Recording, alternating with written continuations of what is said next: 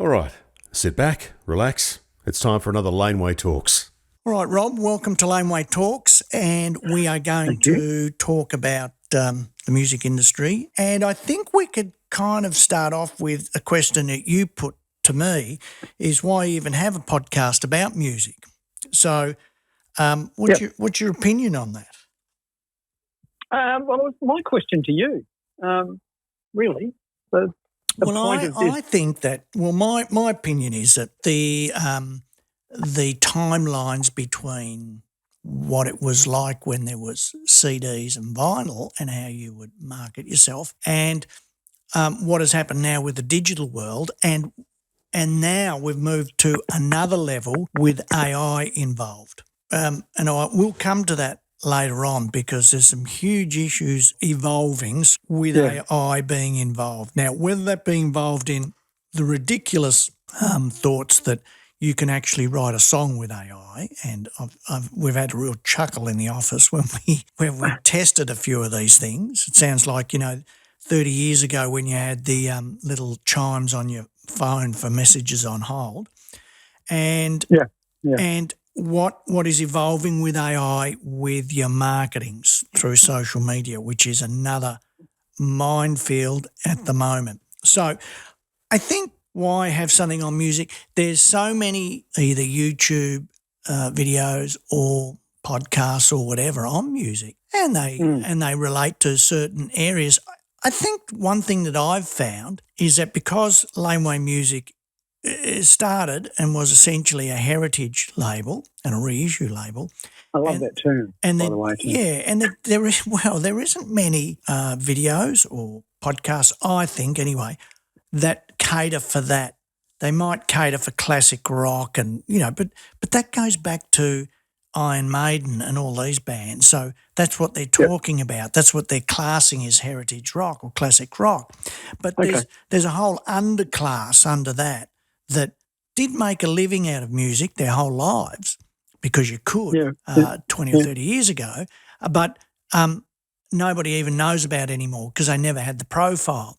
So I think it's really worthwhile. Of course, younger artists can always, and if they're stupid if they don't, they should always try and get something out of discussions like this. So there's my take on why I even have a podcast about music. There's still plenty to talk about and plenty happening. Yeah, yes, of course.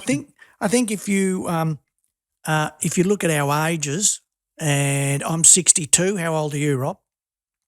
63. Right. So if you look at our ages, are we too old? Well, from my perspective, I don't think I'm too old. I love music. I listen to it each day. I work with it each day. I still play the drums. I wouldn't consider myself great anymore because I don't practice enough. Then I look at yourself and I go, well, you are a really accomplished drummer. You have gone to university and done a degree and postgraduate work in music. So there's a wealth of knowledge there from your perspective. Let's be honest. Have you had the success in music? No, you have not. But could have you? Yeah, quite easily. If you were in the right band at the right time at the right place, there's no reason you couldn't have been in Metallica right now. So circumstance. Yeah, exactly. I mean, and music is a bit of that, being at the right place at the right time and whatever, if you're a good musician, Yeah, I mean, Neil Peart talks about that. He wrote a song about that, but he said, just because he finished up in Rush didn't mean that he was going to be successful. I mean, he really worked hard at making all that happen. He said, but it was just a matter of circumstance that the original drummer left. Yeah. And he went for an audition drove his mum's Pinto up to the audition and just went berserk, and they loved him. So. Yeah.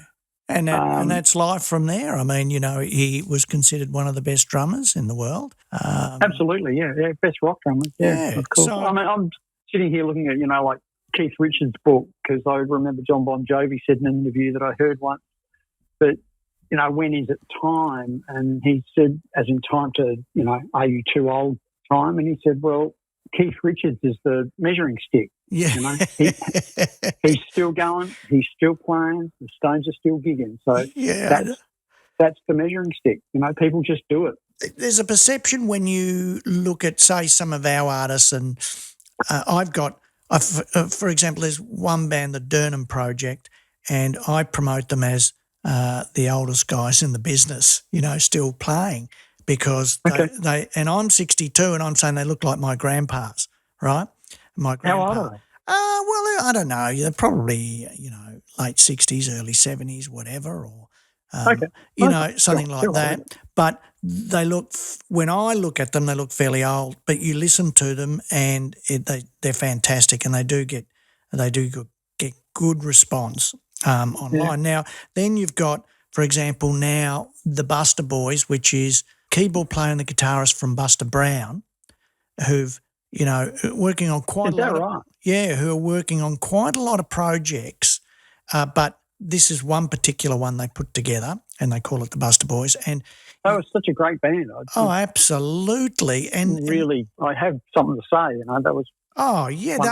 When I got that record, every song on that album to me was a killer track. Probably the one killer track that didn't stand out for me. One of the tracks didn't stand out as a killer track was the cover, Rock and Roll, Beethoven or whatever, Roll Over Beethoven. Well, right? I thought they did a good job of that, I think. Well, I think they did a good job of it, but play it dirty. I don't see why they needed to do that when they wrote so many good original tracks on that album.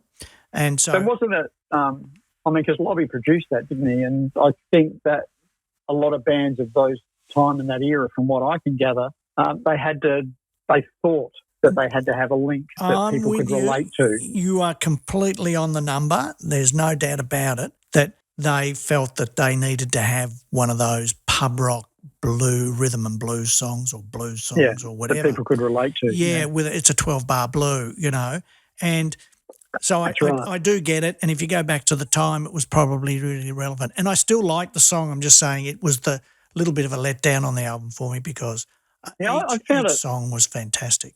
Angry's lyrics and the stories, it felt to me as though it was a narrative that I could relate to. The stories of, going out and, what does he refer to a guitar as, buying your dream maker, which is your instrument, and just going out and doing it despite, probably meaning not a lot to a lot of people. But, well, there's our difference is you listen to the lyrics. I don't listen to the lyrics. I listen to the music and the vocal. The lyric itself means absolutely nothing to me. But is that right? What came out in that record for me, which still stands out today, and I can remember as clear as day from word go, was the clarity of the recording, which is actually a bit different for Lobby, and I knew Lobby. I worked with him quite a bit, and it was a crystal clear sound. That album, it's crystal clear, and you can imagine they wouldn't have spent many bucks on it. So it was my gateway to Phil Rudd. Yes, I think his playing was very expressive and not so much experimental, but he was overplaying, which I love drummers doing that, but it's not so much called for in later styles of rock. It's like, keep it simple. Well, he wasn't a complicated drummer, was he? Well, he could be if he wanted to be, but he didn't have to be. Well, interestingly, I've never heard him as a complicated drummer. Well, and something to say, there's quite a few different parts on that album that have some very complicated drumming in it. And there's a couple of... Well, it's interesting because you are a drumming teacher. So I found I practiced to that record a million times in my youth, right? Yeah. And I found it an extremely easy album to practice to, right? Now, you put that up against, I would practice to at my height when I was just drumming all week, every night, and I would practice to Neil Peart, all right? And I'd really have a good crack at it. What song? Eh? What song? I was playing through Subdivisions last night. Yeah. No, well, see, I couldn't do it. I couldn't do it now, of course. I just can't. But I'm just saying that I found that practicing to Buster Brown, I found really easy. And that's why I'm interested to see how, and you being a drumming teacher, to go, he could be quite complicated. But I suppose in different ways, not in that way of Neil Peart. Would you? I think that the time thing, the space and the gaps that they leave in the accents. I think of something to say, there's the break between when it goes into the standard groove of the song, because they've got this really prog intro with the keyboard thing, that the way the song starts, and it's really progressive. And then they go into the sort of the standard rock and roll fare after that.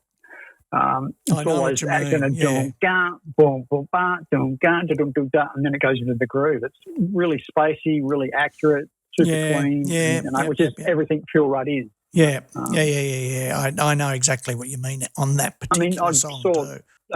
Lars was doing an interview the other night that I saw, and they were grilling him about who the best drummer in the world was, and and they went, it's got to be Bonham, or is it Neil Peart? And he said, well, you've got to add other guys in there. And, the other guy was Ian Pace, and he said, and there's another guy, it's Phil Rudd, right?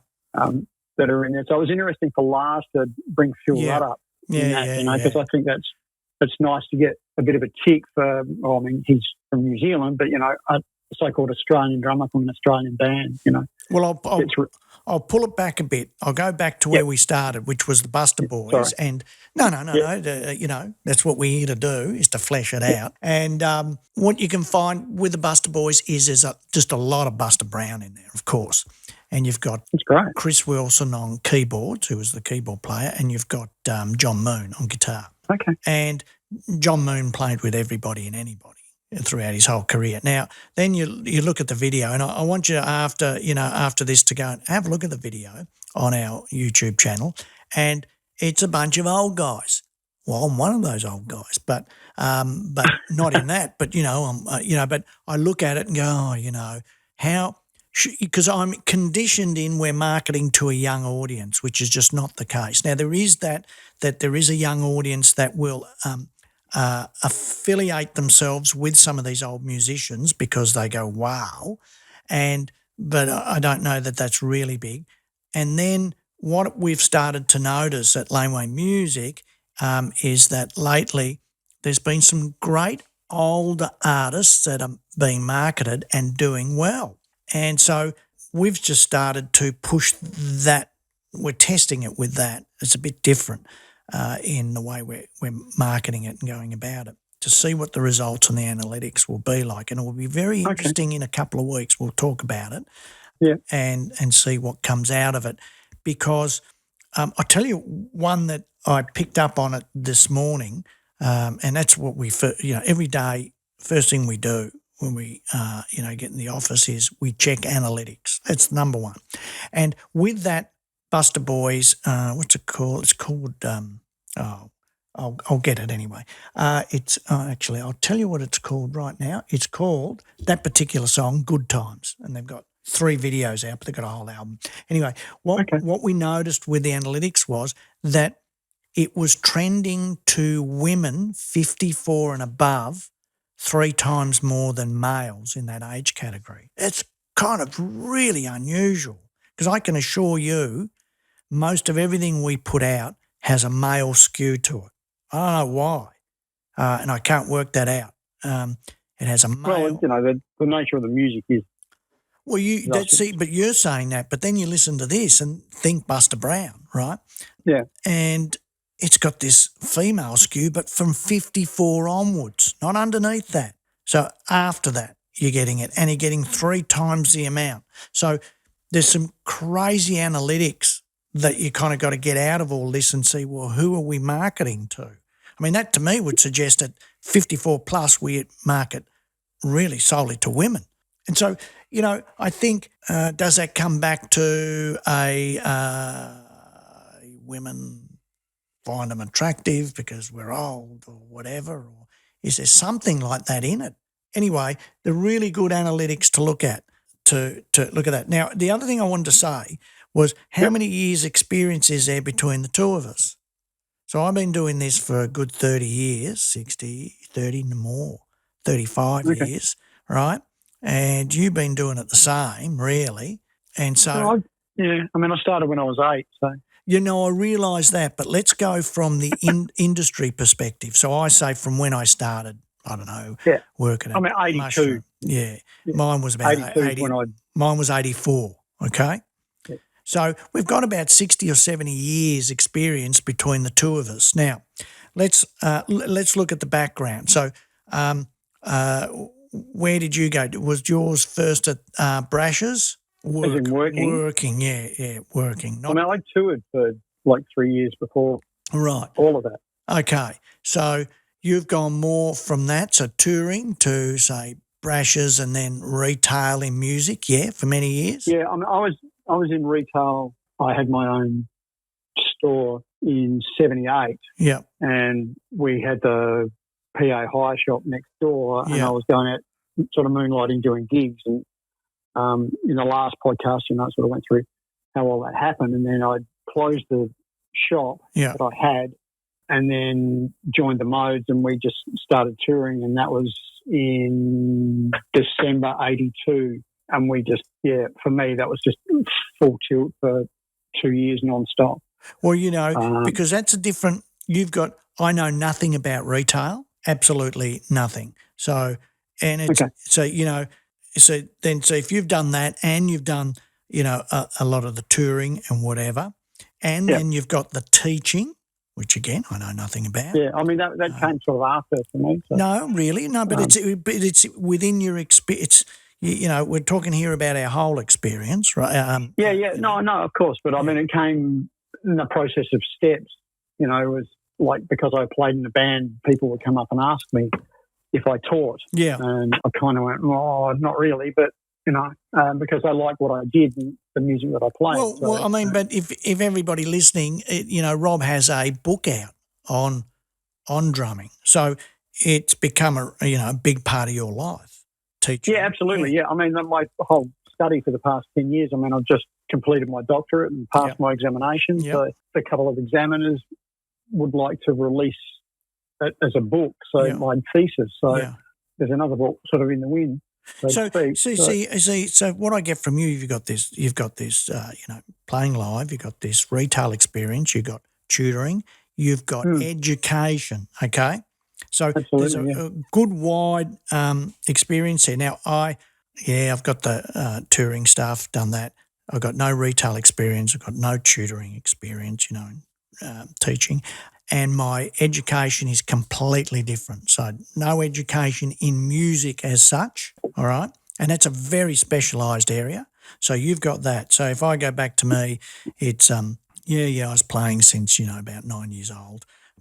When I started work in a life insurance business, as an accountant, because there you go. I did a dual economics commerce degree, and I did that, and I thoroughly loved it because I loved doing tax, and I was in the tax division. So goodness, I found that very interesting. But within 2 years, I'd gone to work for Michael Gadinsky. Yeah. So I didn't last too long there, and I went to work for Michael, and again in accounting, and then from there I went to Network 10, and again as in finance, as a financial controller for production for the network. And from there I went to Crawford's. I only lasted a year at Crawford Productions, which a lot of younger people won't know what it is, but was the Australian premier television production house. They were, yeah. And yeah, exactly. Just so much. The Sullivans. Love that show. Yeah. So then from there, I only was just on 12 months, and those stories have been. People go, I was poached. Well, I got a phone call one day from an employment agency. I think it was Michael Page. Oh, wow. And the guy rang me, and I must have gone in for a job many years earlier, and he must have had my name on his files, and he just said, look, who are you? Yeah, you're Vince, yep. And we went through my background a bit, and he goes, look, I got this job, I think it'd be perfect for you, and I want to put you forward for it. So then he told it was Shock. Now, I didn't know much about Shock music, or Shock Entertainment, as we then called it in the end. And okay. Shock were the independent distributors, right? And that's what they did. Was it Shock Records? Or? Shock Records, yeah. Shock Records, okay. Right? Yeah. And so I went down and, I got interviewed and got the job. But what I'd found when I went in and started working there, where they were in much more serious position financially than anybody had let on. Anyway, we worked on that for many years. We got to a point where we were turning over about $130 million. So what happened was we got that company up to about $130 million as finance director by that stage. And we were at the time bigger than Warner Music. And then from there, I got a call from Michael Gudinski again, who I hadn't seen in years. And quite frankly, we weren't friendly because we were the opposition and we were powering ahead. Mushroom were nowhere near our size. And to say he really had an issue with the label and we were so strong in that area. Just won it. Yeah, and could we talk? So the funny thing was I ended up meeting with him, a clandestine meeting in Chapel Street at a goulash restaurant in the morning at 10 o'clock in the morning. And the first thing he says is, "Do you want a morning elixir?" And he's got a vodka. I just go, "Are you insane?" Not a chance. And that's where we developed. Well, no, we established that I would come across, and it was Liberator Music, and I'd bring over a guy called Nick Dunshay with me. Of course, Nick Dunshay, now who's still there, says he was the guy that established Liberator Music. Of course, that's just simply not true. But people embellish everything when they, well, they do. It's so objectivity is and so and that was that. And then I was with Michael, and then after that we had a falling out, and essentially I started Laneway Music, and there was Third Verse prior to that. It didn't work out with a few other guys. Yeah.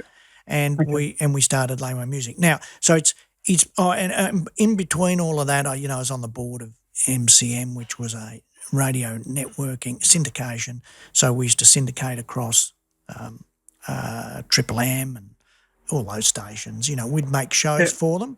So I was on the board. We were a public company, and I was there, and there were several other companies, and I was across all the companies in Mushroom too.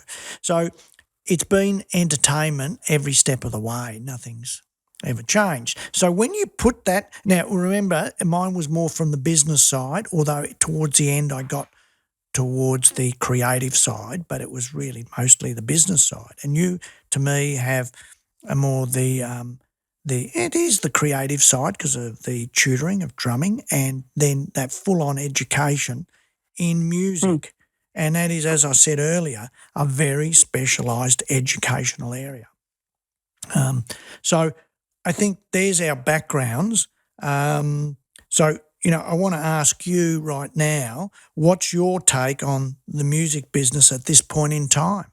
It's, is it educated opinion? I really try and stay open to, I still work at the shop. I've been working at Derringer's drum shop in Adelaide more now that I've finished uni. I've completed my PhD. Yeah. And the guys that I work with are incredibly talented drummers. They're young guys. They're all working incredibly hard. They're doing lots of gigs. And I hear all this conversation around, and I still gig with, bands. I've been doing gigs with local guys over here, and a lot of people that I gig with are doing multiple gigs at in different states. But there's a lot of work around at the moment. So I try to base it on what I actually see and hear that these people are doing and what we're doing. And it seems that there's a lot more work. There's a lot of negative, it's not the same. Oh, no, it's not. But the young guys are just killing it. They've got lots of shows.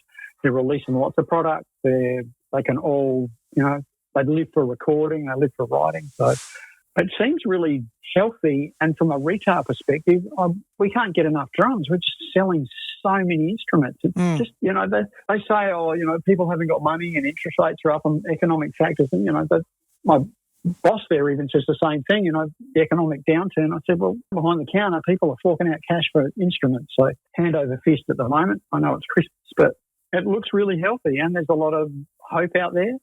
And it's not, and none of it's cheap. Even just buying drumsticks. If I go in to buy drumsticks, I always buy at least a half a dozen pairs at once. And it's not cheap, No, well, sticks now are $32.95 a pair. I mean, that's for hickory sticks. There was a guy came in and bought Japanese oak sticks, which Primark, mate, you're saying it's $45 for a pair of drumsticks. Yeah, yeah. And I kind of went, whoa, where did that come from? I know materials are getting more expensive. COVID made the freight companies just explode. That's the biggest cost factor that I've noticed increase. But that goes into manufacturing, and then people want the wages put up, and so the cost of everything's going up, but people are still spending the money. Yeah. And guys are just still gigging, bands are still writing music and everyone's sort of playing. So it seems positive. I think what you're telling me is that the creativity is still out there, because absolutely that all comes with creativity and artists wanting to be creative. So that's still out there, and it's as vibrant as ever. From our perspective on a digital platform, or from a digital perspective, things are as good as they've ever been. The amount of new music coming out, as we all know, is, I don't know, whatever they spout, someone spouts, I don't know, 100,000 songs a day or something. Is it true or isn't it? But that's creative. And I put together, for example, I don't know if you saw it on our Facebook page, a new blues playlist, which I'm just toying around with, and I called it Deep South with a Blues Twist. And who cares? That's just the name I came up with. But why I did it was because and I don't like to say Spotify, but I did it. I did get my inspiration off Spotify, because they'd suggested a whole heap of tracks to me personally off my listening analytics. Yep. And I'd gotten to a lot of these bands that were alternative blues rock bands or artists. And I started listening to them all, and they're blowing me away. Yeah, and the thing was that they were a myriad of age brackets. So you were going from young artists to, I'm not going to say old artists, but, in their 40s. And so it just blew me away, the calibre and the alternative sound that they were bringing with this blues twist. So I started this, this playlist, and I'm going to keep developing it now and trying to find artists that you've never heard of. And a lot of them have got only 2,000 streams. A lot of them have got 200,000 streams a month or whatever. And what that tells me is, wow, it's as vibrant as ever with the creativity that comes in that, let's call it that genre, but that will go across all genres. So the digital platforms have given a wide berth, I think, to a lot of artists. Now, of course, they're not earning any money, and we know that's the big twist. Now, and I'm going to talk to you a lot about that in the coming weeks, because you've got the education background. I've got, I suppose, the business background on all the analytics that's going on with this. And I think, it's going to be interesting coming up with a solution. First a solution, but trying to decipher first why it's happening and why they're not getting paid. So if you got 10,000 streams, you'll get virtually nothing. And that's a lot of streams. So that comes back to the original question that we started with. That's one of the main reasons that we're here, is to investigate those problems. Yeah, and I think that's a good point to make, because, I hear it all too often.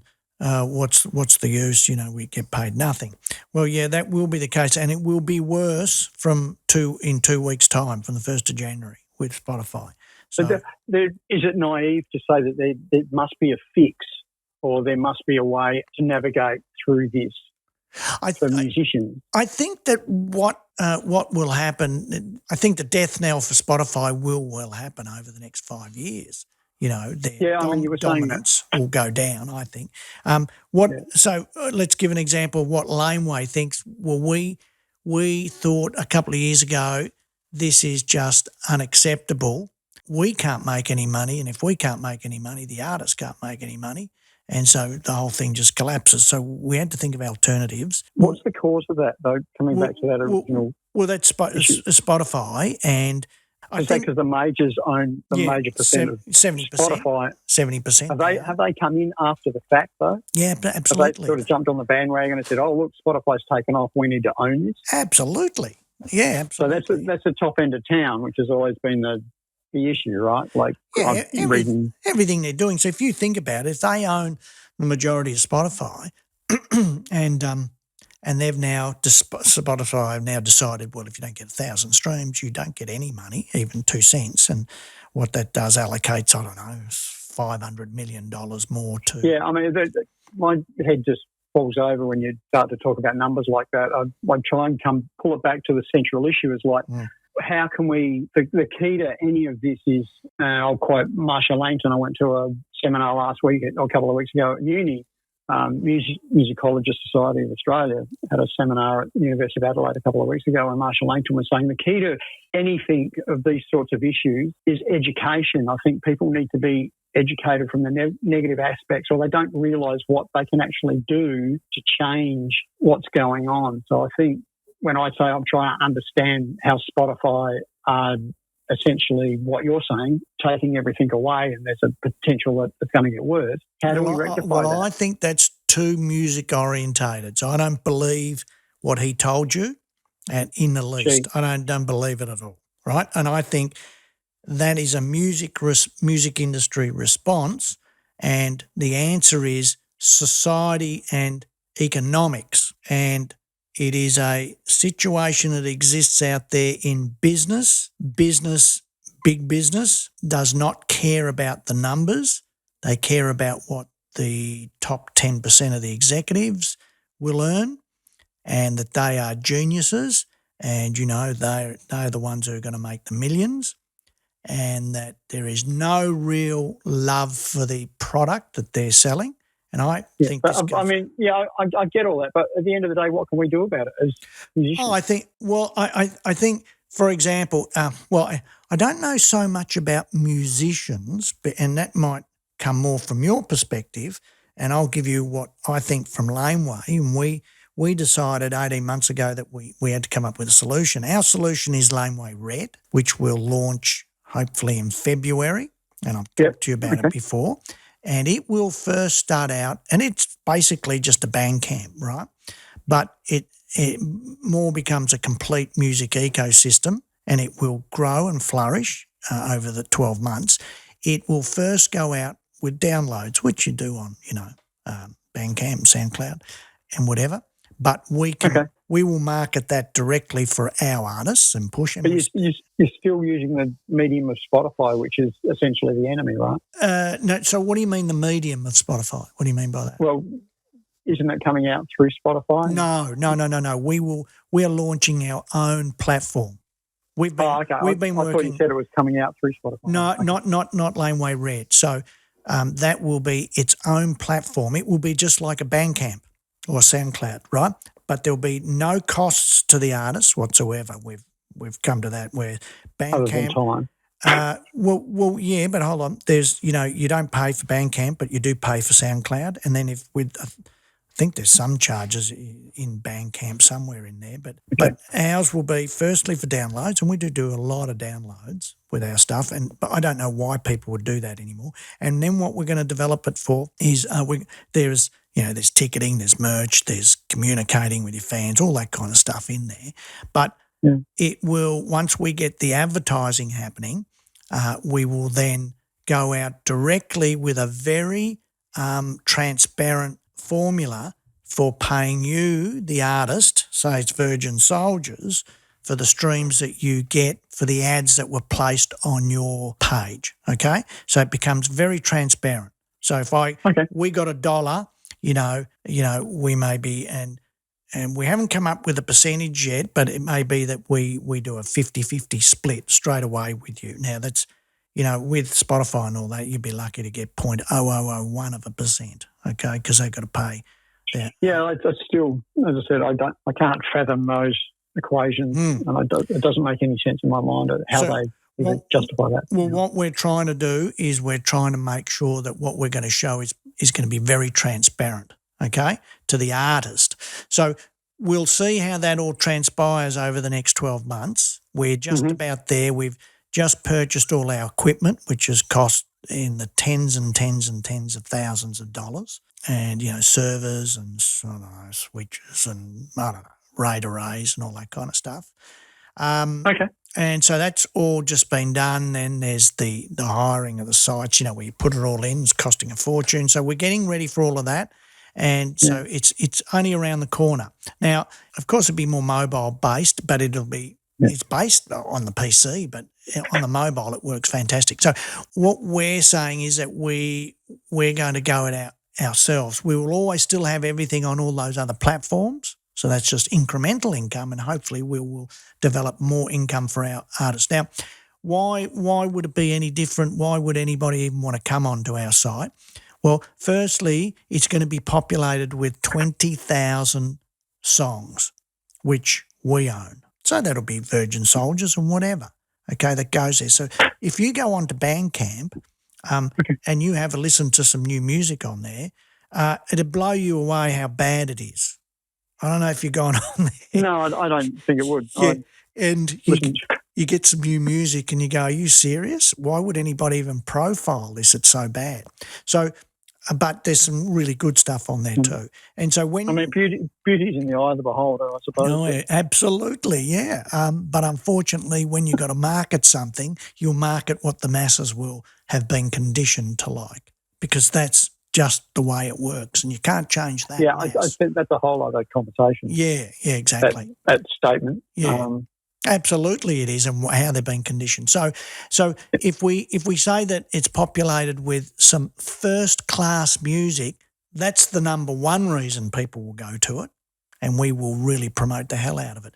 But then there's stuff on there which you can't do right now. So if you have people streaming your music on there or buying your music, or if you're, I don't know, discussing stuff on there and you got their email, of course email is king, we will be able to go out directly to your fans. Now, right now, Spotify are experimenting with that in 3 countries and doing what they call their marquee marketing. And we haven't got it in Australia. And, you know, it's like when you go in there, if I see Virgin Soldiers and I see that most people who are listening to Virgin Soldiers are listening to, because it tells you, oh, well, your fans also listen mostly to Metallica and Iron Maiden and whatever. So I'm using those as examples. I should be able to market directly to those people on Spotify, but you can't. They're only experimenting with it. They could have come up with that 5 years ago, and they didn't. And why don't they? Because they don't want to give you that data, because that's just too easy. Then you'd have all these bands, little bands, trying to go on the coattails of Metallica. As well as you know, when you hear a band that's a little band, but they say, let's say Dirty Honey, I don't know if you've listened to them or whatever, or Goodbye June. These bands are just fantastic, but they haven't got the profiles. Yeah, but they could quite easily if you were listening to Metallica and they suggested that to you, but they don't. They don't do it. Right, and you can't get directly to that audience. You can't get there. I mean, there's a couple of bands. I mean, Stone Trip are one of them. Are doing a mighty job. Melbourne band at the moment, and Carly Jewel. You know, they're 2 great artists that are out there, and I know they're doing well, but trying to get through. You know, when you sort of say Metallica, it's a big leap. You've got all these other hard rock bands out there, especially Melbourne, and I don't know what's happening in Sydney, but Melbourne seems still to be the epicenter of that style of music. And what happened? I think Stone Trip I think they're with Golden Robot, so they should be doing okay. I mean, you still need to be with a label. There is no doubt about it, but you not with a distributor. So you know, people might say, "Well, Laneway's a distributor." No, we are a label too, because we spend money on acts that we think deserve that spend. And why would they deserve that spend? If they're prolific, so they're putting out a lot of product and they're doing gigs and, you know, they're working it themselves. We have other acts that all they're doing is just putting out the music, but they do nothing else. Well, that's a complete waste of time for us. And I mean, Nothing Sacred's another one. I mean, I've been touring and doing supports at the moment and releasing new music. You know, they're doing it on different independent platforms. But, I mean, that's the beauty of social media. You get to actually see that. I think that's the platform. I think so. View it on. What I found with individual artists, and especially the more mature artists, is they may do some social media, but it's basic. social media. It's nowhere near good enough to get out there. I think that's an education process for the older generation. Yeah. So that's what I was coming back to that original comment about people need to be educated on how to do that. Okay. Now I'm getting the connection where you're talking about. Yes. Yeah, that's what I'm talking about. That's the educational aspect of like, all right, well, how do I promote my band through social media without it turning into a complete nightmare of, technological numptiness? It's difficult for a lot of older people because they haven't grown up with the technology. It's virtually unattainable, mate. I'm going to tell you right now. No, I don't think it is. I think it's just a matter of working it out. Like just that's where we'll differ, and it's where we work in that space a lot. And it's so complicated now, and it's changing at a rate of knots that us who are using it each day and spending a lot of money on it too, it changes. I'm on chats because we have people that look after us with Google and with Meta, and it is so complicated. I just sit there sometimes think an artist hasn't got a hope. Now, if you go down to and this is our opinion, and then I want yours, is if you go down to a band who are 20, 22, 23 in that age bracket, it's a completely different set of tools because they don't need the intricacies of that depth of what you can do with your marketing in social media because they're so good at it anyway. They live on the phone. They live with social media. It is their form of conversing with all their friends and then their fans. Yeah, absolutely. All right? So whereas the older ones just don't do it as much, and if they do it, it's clunky. And so they need the depth of the marketing abilities of the Metas and the Googles and whatever. But to actually get into it and really do it, to me, I'm telling you, I think it is quite unattainable for them because to be creative, to then get gigs, and to be themselves and, do what they've got to do to be the musician and then to do all of that is just way too much work. See, that's where I basically go to, you need help with something like that, and you go, AI is probably the smartest, quickest straight line all the way through it. So why don't they use AI for the power of good for helping older musicians understand how to get out there and get marketed? I mean, there's a really good question for an AI chatbot. Well, AI is a real issue at the moment. I'm going to bring that up in another discussion in coming weeks. It is a real problem right now. I was watching Joe Walsh. He goes, he doesn't care about AI because it's not human. So why would you even bother with that? Well, I'm going to put it in the business sense and not from the creative. We have had some sessions here on the creative side and we all burst out laughing how bad it is. Yep. All right, so that's that. Yeah, it's going to be years. That's our opinion. But from AI being employed to work within Google and Meta, it is a complete disaster at the moment. It will work itself out, but it could take a year or two, and it is creating havoc. Well, what's an example of it being a disaster? All right. We set up a campaign for Google, and the first thing that comes up, it says you have a trademark issue and you have a copyright issue. I go, well, that's bullshit. That's bullshit because we own the vision and we own the audio. So there can't be any trademarks or copyright issues in there. So that's number one. Is that a blanket search bot that goes Well, that's what they're not telling us that, but I finally yesterday in a discussion with one of them said, are you using AI to vet that first? And he just went blank. He didn't say a word. I said, well, that gives me the answer, right?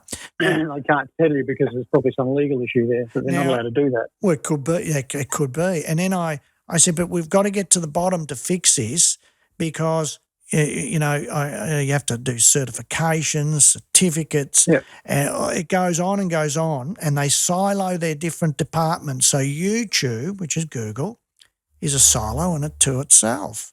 Then Google is another silo, and then AdSense, which is Google, is another silo, and they don't talk to each other.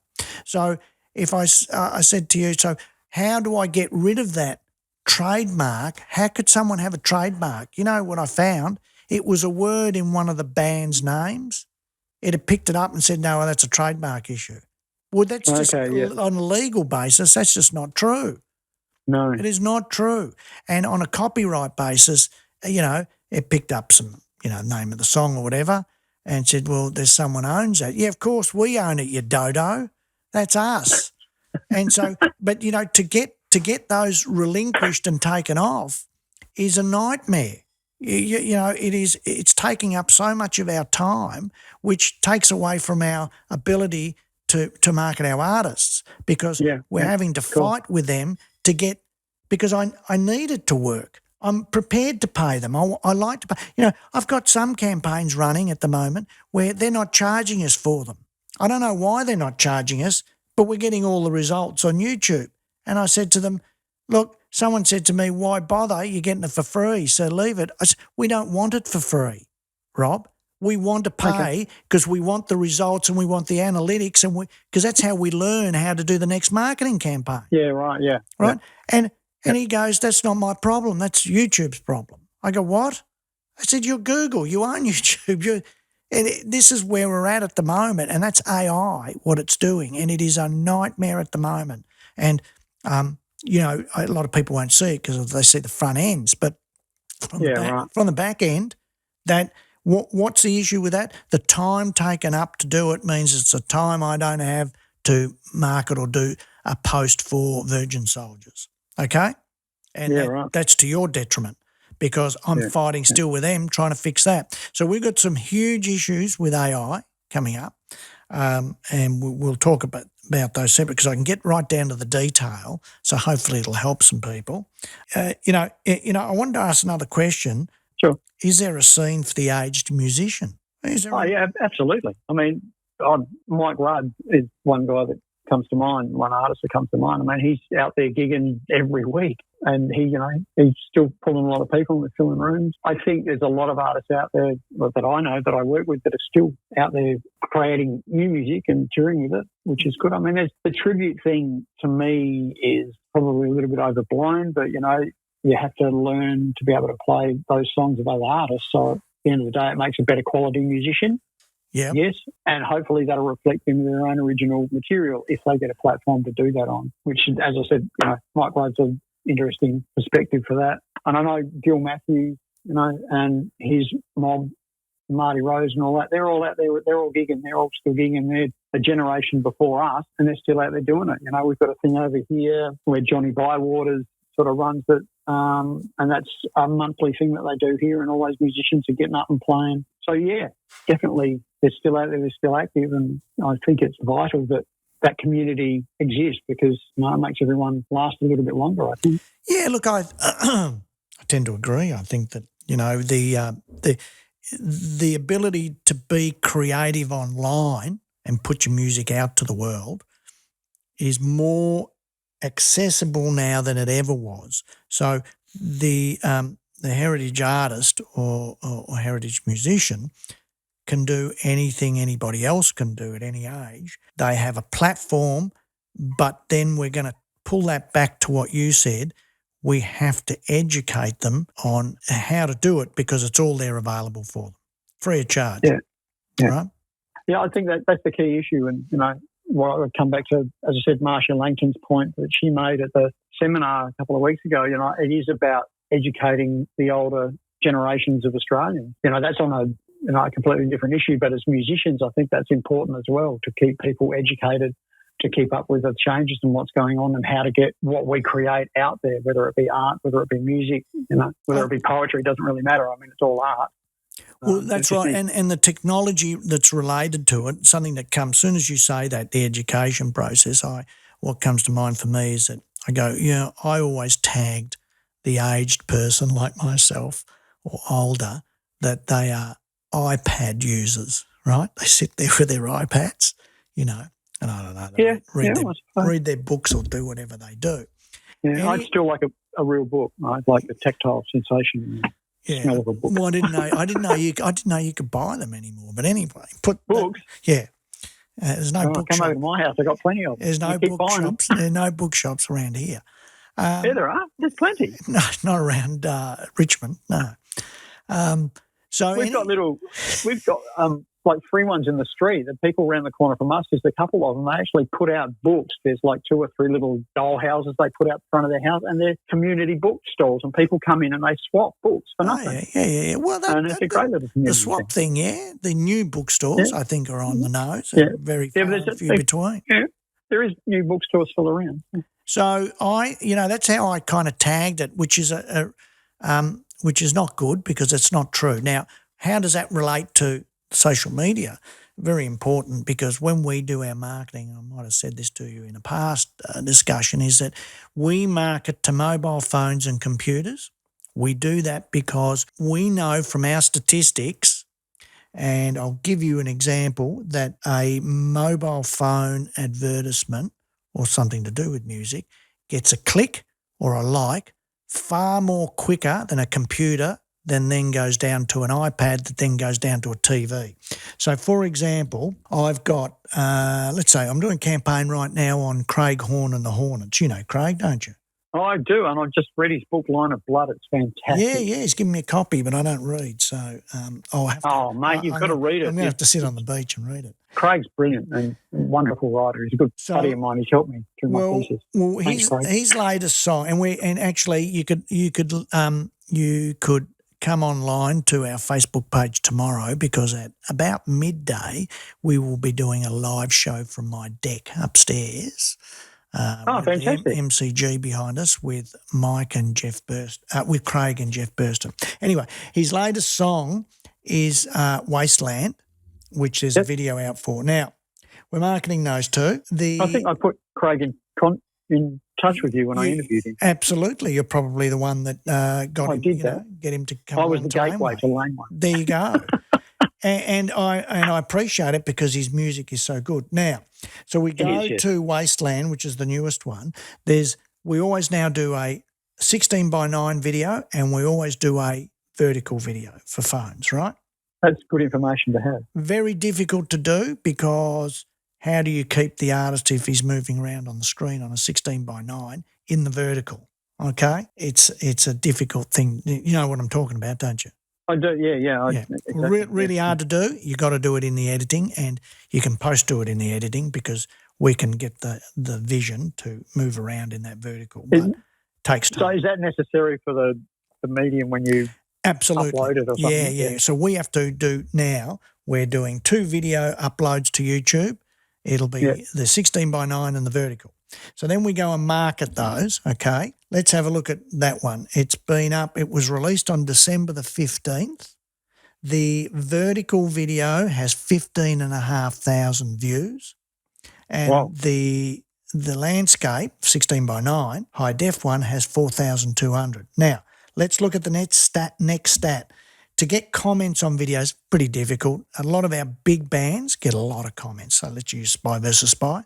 They get 2 or 3 comments a day, okay? And that's a lot. You know, you go over here, that's hundreds and hundreds and hundreds. Now, then you go to, though, the likes, and that's the important one. The comments are not as important. They are, but not as. The likes. On the vertical, which is at 15,500, we've got 700 likes. On the landscape, 16:9, I've got 7 likes. So wow, okay, now come on, you know, mate, you got your doctorate. What does that tell you straight away? Why is that the case? It's the mobile phone. It's your thumb is going to go like straight away. It's so easy. I'm holding it in my hand. I'm watching the damn thing. And boom. Yeah, I can just go like. Now on the computer, a bit harder. Got to come down to the bottom of the screen, press the thumbs up, and it's a little bit more difficult, okay? Then go to an iPad or to a TV. An iPad, sometimes you can't even see the bloody like button, all right? Because it's... Is that right? Because it reformats. I don't own an iPad. So. Right. Well, it's a bit more difficult to actually do it, and then you've got to go down and find it. You might have to come down the screen, scroll up. And when you go to a Mac. Well, no, then go to then go to a TV, and you haven't got a hope. I mean, you'd have to get. Now, I've got, I don't know, whatever we've got a pointing device, so I've got to try and get that. That's like a nightmare. If you tell her you've got a remote control, you haven't really got... Yeah, and on the remote I've got a pointing device, so it's really difficult. And if it doesn't have that, it has the 4 arrows, so I have to go down that way. Okay. Of course, on another TV, and this will be a thing of the future, I have a little keypad and mouse pad, right? Now, until that's common, because then you can go around it, you can just forget the TV. It just, you're wasting your money marketing on there. So if you think about that, every time we go to market, the first thing we do is we exclude TVs and iPads or tablets. We say tablets, right? Yep. And we stick to to mobiles and computers. And remember, a Microsoft Surface Pro, which I use, which is a tablet, that's considered a computer because you have a pointing device and it's bloody Windows. It's just Windows all over. So so there's all that. Okay. You know, that's getting down to some detail. And there's a lot more detail than that. But that straight away, I bet you when the novice goes to advertise, they would just pick advertise. That's it on that. They would never go so down you've got to you have to refine that down to mobile phone. Yeah, and you've got the biggest return, isn't it? You've got to find it too, Rob. You know, what they do in Google or a Meta, they hide those because they don't want you to exclude them. Or you need to do Vincent's tips. No, yeah. You need to be able to educate people on how to do that, Vincent. Yeah, but you've got to really delve down, and I sometimes miss it. I go down, to get to the end of the campaign, I go, no, don't say confirm. You should do a YouTube video. Yeah, I should, but but how do I get time that? Because we're doing this each week. So, right. But we will talk about those things. We'll spend a session on that detail, right? That'd be good. Because it is really important. So, I'd like to do that. But see, then I'll drag it back again to you started the conversation with we need to educate the aged musician or the heritage musician or the more mature musician, and I went, I'm not sure what you're talking about, but now I do know what you're talking about, and we've fleshed it out a bit, and there's a lot of learning, and that's when I then go back to and say that a lot of your middle-aged bands that sound great are going to struggle because that's the kind of detail you got to get, and they'll never get to it, and you can't because you're trying to do too much just with the band is a bloody business in itself, you know? Yeah, it is. I mean, but, you know, it comes back to time management, you know, like anything you do these days is all about time management and, you know, being able to get that concept happening. Some of the bands I talk to in the middle-aged sector who sound quite good, I discount straight away while I'm talking to them to bring them onto Laneway because they're talking about doing tours and all that. And I think to myself, now, hold on, I've just gone on to Spotify and look at YouTube and I can look around and there's no streams, there's no views happening. A video's out, a great video, and it's had 200 views. I go on to Spotify and it's under 1,000, so it could be 10. Yeah. And they're just talking to me about, well, we're going to do an East Coast tour. You know, I just have a chuckle to myself. With what? What you need first before you can do that, you need to get that social media happening and you need to have that bubbling away and then you can start thinking about a tour.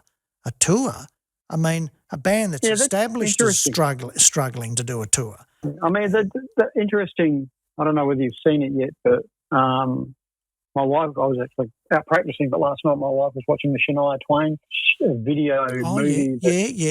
Yeah, saw that. And she had the biggest selling album at that stage. I can't remember the second album or whatever she had. Huge. And she never toured. She went in and recorded the next album, which was the biggest selling female artist in the world. Yep. And she never toured. Yeah. What she did, she wrote and made sure that she had 12 singles off that next album. And then once that was established, she wanted to go out and play that. But she had sold millions and millions of albums without even touring.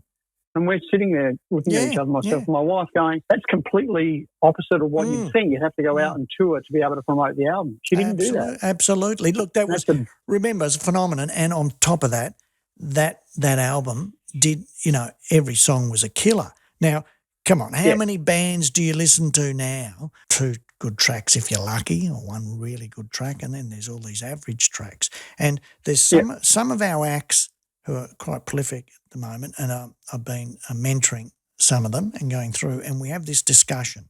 So they're getting ready to write their next song because we try and make sure a band puts out a song every 6 weeks now. Yeah. So forget the album. The album's dead. That's a consolidation of the last 12 months. Yeah, that was from the last conversation we had. Yeah, and so that little fact, yeah. And so we, I've been mentoring some on it, and the results are coming out, and I'll have to talk to them and see whether we can talk about it in the future. But and I go through this, if you can write me 10 tracks and they're all driving and they're real driving force, if that's your style of music, and they're accessible. I won't use the word commercial. They're accessible, and they affiliate with radio listeners because the majority of the population has been educated on radio. Now that's changing now. There'll be playlists, but they've been educated on radio. So a self-indulgent song doesn't work.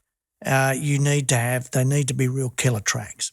And let's try and break down what is a killer track and why is it a killer track, and therefore what are you writing? And we've been working on this on one particular act specifically, more so than others, and the results are all coming home. I mean, mate, but it takes time. It doesn't come home in 2 or 3 months. It comes home over 12 months and then the pursuing 12 months. And, I mean, it depends on the artist, I suppose, the work ethic. But. Well, see, I don't see, because if you want success, that's part of your success. So it is, that's my difference from you. That if you want success, if you just want to put out music, that's a different thing. I've got some artists who are fantastic. I'll give you an artist who I think is fantastic, because I can't use him. He's Grant Miller. Now, Grant Miller is a drummer. He used to play. He played with Def Rhyme. Do you remember Def Rhyme? I do. Yeah, and there's a video on our channel on it, right? So have a look. That's I think I've seen that. Yes. Yeah, and then he went to work with Craig Johnson, or Craig James now, as he calls himself, from Mother Goose, a singer. And there's some new stuff out right now, and that just came out in the last week or two. And he did that, and then he played in I think cover bands, tribute bands, and whatever. But he's a multi-instrumentalist, Rob. So he's a guitarist, keyboard player, drummer, and singer. And he's putting out stuff now. I heard some of his stuff, and I enticed him to release it, and he's doing it now under Grant Miller. And there's no talk he's not interested. He's no talk going out, doing shows, doing anything. He's just putting out his music. And he's not even pressuring us, what about how many streams or whatever. He's just happy to put it out, and that's it. Yeah, and that's what he wants to do. And I listen to it and go, this is fantastic. I mean, it's just great creative music. So, yes, there was that complete opposite where I just want to put some music out and don't bother me, Rob, okay? And that's it. Yeah. That's all I want to do. And then I got the others that go, we want more streams, we want more gigs, we want to be big. So I can give you that other example where we've been working. I have to talk to the band, and go through exactly how we did it from, say, 12 months ago, and what songs I pulled out to give them examples and all that kind of stuff. And it's working. But that gets back to, where's your audience, who have been conditioned by what? They've been conditioned by society to listen. Yeah, there's always an exception, Rob. Okay, you can always give me an example of an exception, but I'm just saying about the majority. Yeah. And if you want to get out there and you want to get the big streams and therefore do the gigs and then, get into America, for example, where you should be, and have that success that you want. Of course, once you get there, because I've seen all of this and worked with, so many international acts, I couldn't even mention them, and whatever, is that once you do get there, well, that's just another story for another discussion, what arseholes they become when they're at the top, okay? And that's another story, because, you may dream about what Metallica might be like, but if you were there on tour with them and you saw what really happened, or if it be Sting or it be someone else, they're not nice people when they're at the top and fighting to stay at the top. And that's just a fact. But, that's the business we're in. Anyway, that's a good note to finish up on today. Okay. I think, and we've got plenty of points which we're going to discuss in, the coming weeks and months and whatever.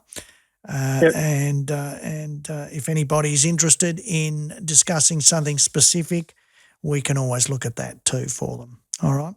Yeah, click subscribe and like. Yeah.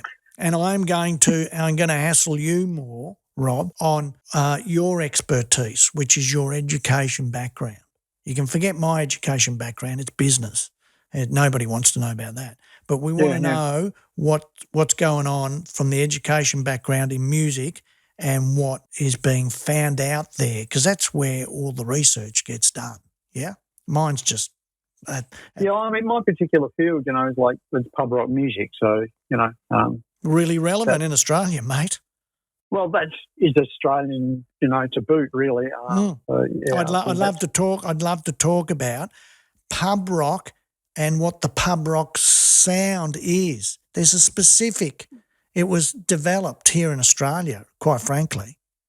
Well, that's what my research is about. I mean, we discussed it in the last interview that I did with you, like how it came through and, the nature of what Lobby and Billy Thorpe and, all those pioneers of that style of music. That sound. I think we could flesh it out a lot more, quite frankly. It's yeah, well, I have. I've written 100,000 words on it. That's why we're going to pull that out of your brain and and discuss it, because that's all that knowledge base that you've got. Yeah. But for me, it's all based on personal experience, because I've been playing in pubs, for 30 years. So, and just through the nature of my perspective and how I've seen it. So, there's a lot of other people with a lot of other stories, and I speak to a lot of people what they actually think that pub rock sound is as well. So, I think what's important too is just to say, look, I'm based in Melbourne and Rob is based in Adelaide.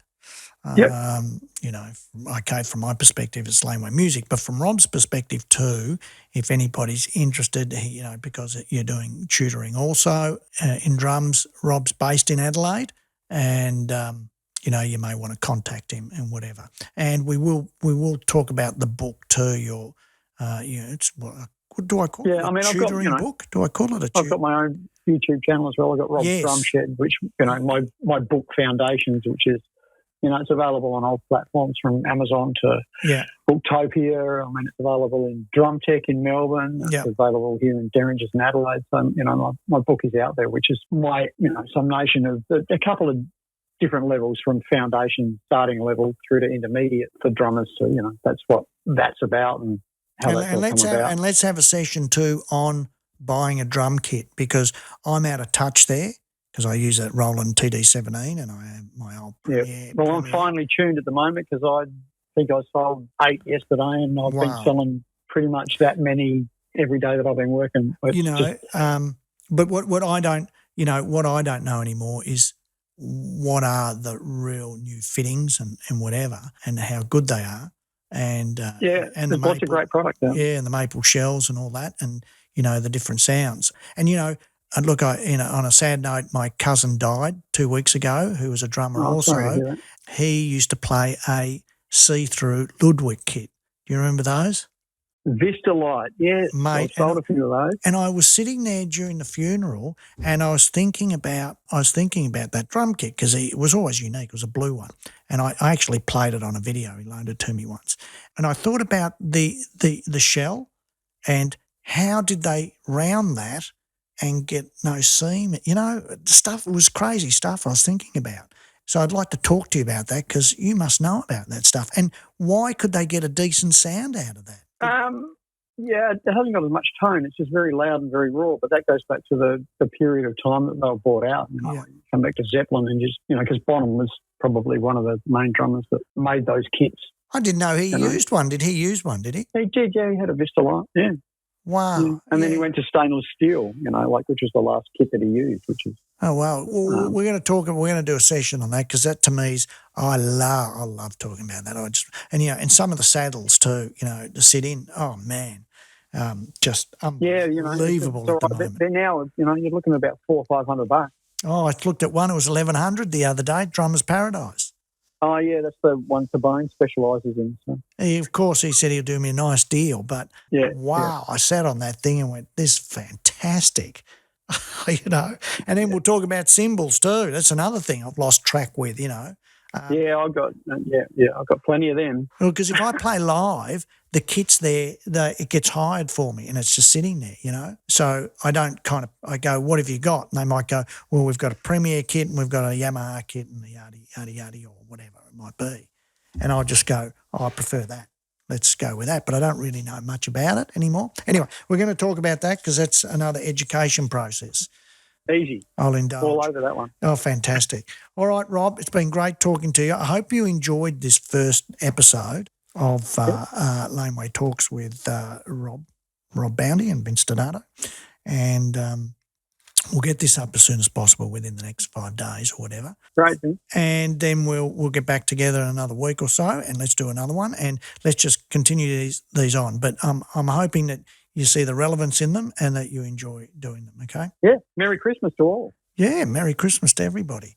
All right, and more rock and roll, I say. It's all about the music. Keep it rocking. Yeah, absolutely. All right, mate. Keep making it and keep listening to it. See you, buddy. Bye. See you. Thanks, Vince. Cheers. Bye. Well, there you have it, another Laneway Talks. If you enjoyed that, just search Laneway Talks for more great conversations.